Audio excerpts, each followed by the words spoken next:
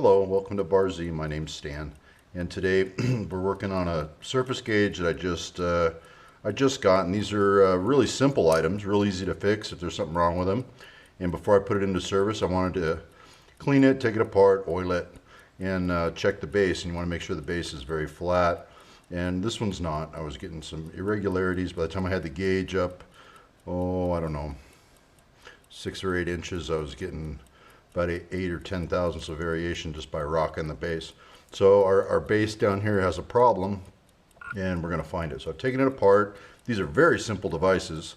There's 2 pins that come in this way, and two lock screws here. The springs go in here, and then there's the rocker. So pretty simple device. I'm not sure whether this one's shop made or professionally made. There's no name on it, but we're gonna focus on the base. So let's get this out of here, and I'm gonna zoom you guys down, and we're gonna see if we can pick up a reading kind of over in this corner here.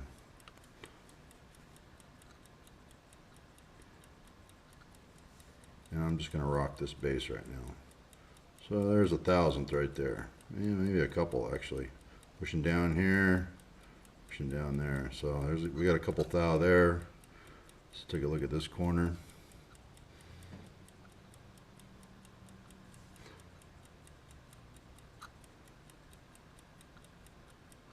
Yeah, there's something going on there. This is a angular surface on top, so it's kind of hard to get readings, but we can definitely see something's going on there. And first look at the bottom, we don't really see anything that jumps out at us. Nothing's sticking up, no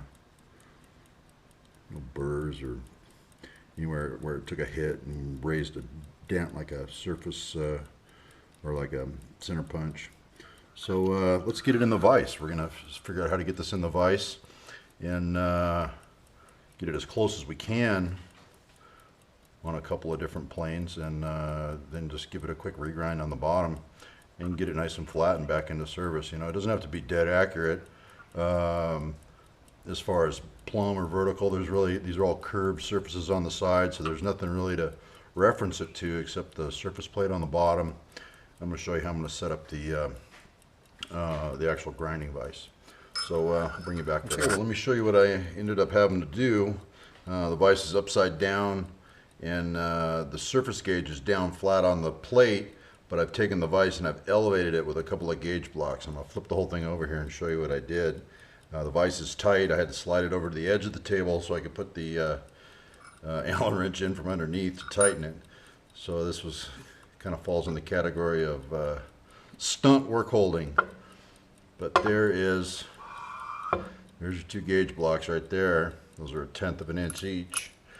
And we got 2 aluminum rods because that thing on all 4 sides had like a draft to it. So we're pretty tight. The aluminum rods should hold it pretty good. All we gotta do is just dust the bottom of this thing. Let's see if we got it in the ballpark measurement wise here. Let's see.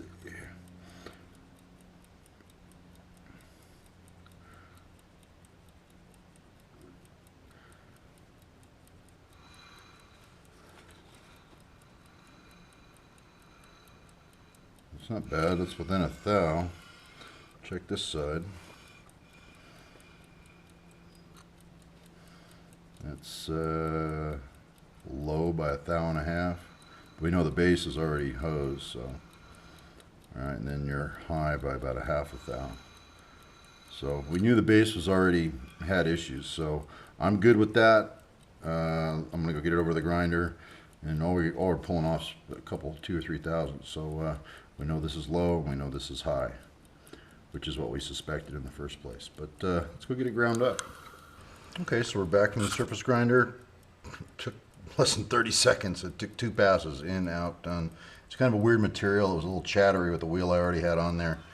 But next thing we're going to do is just, I'll take it over on some 600 grit paper and just put it on the lapping plate and just clean that bottom and make it dead flat. and then we'll bring it back and put it back together.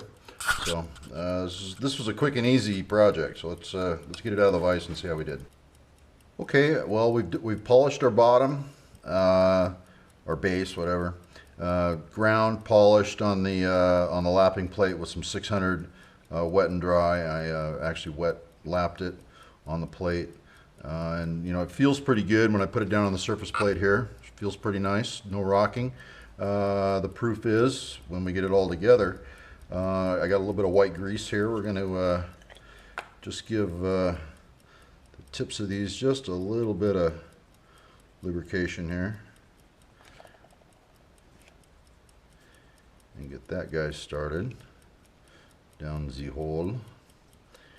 And we're going to put a little bit on this guy here.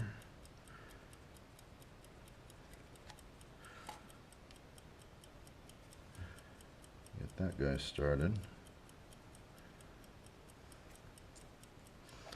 We're going to take our lock screws, back them out.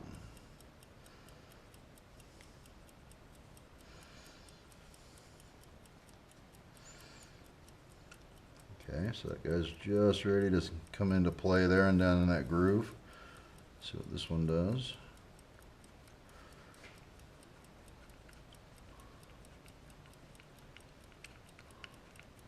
Okay, just starting to see a little grease going there. Spring. There are springs in there. And then our centers look pretty good here. They're nice and, you know, they're clean. There's no metal chips or anything I can see down in there. So I'm just going to give that a little spot of grease on each one of those, right at the rocker. And we'll go ahead and lubricate the bottom side of our adjustment screw. Just for grins, just give that a little bit. And now let's get this guy in here. And you gotta kind of compress your spring while you get these centers started. You'll be able to kind of feel your way in.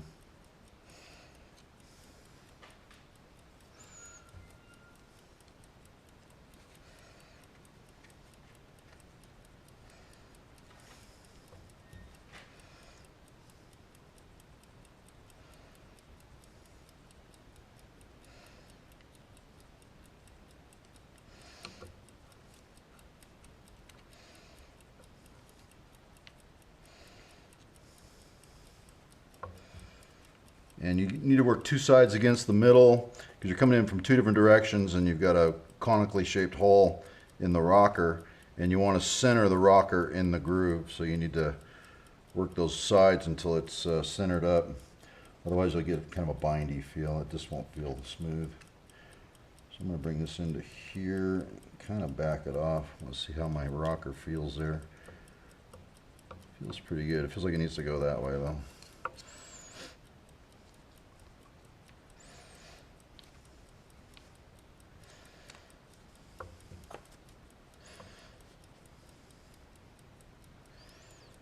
Feels pretty good there. Still looks like it could come over just a tad more. Yeah.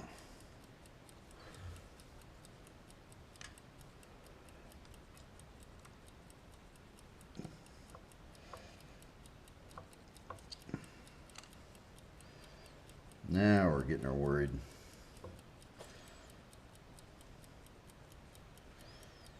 Back in there. All right, that feels really nice.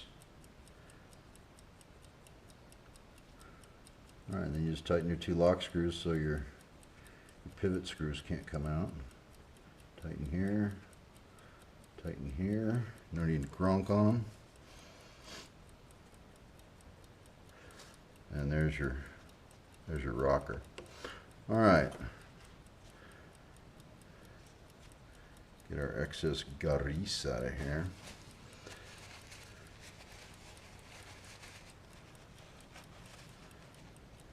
Bottom's clean, no grease. Okay, let's get this out of here.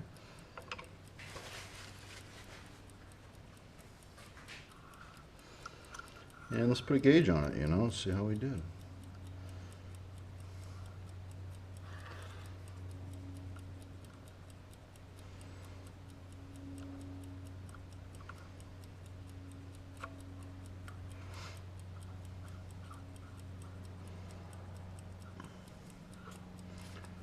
this out of here. What are we going to check it with? Let's check it with a 1, 2, 3 block. How'd that be?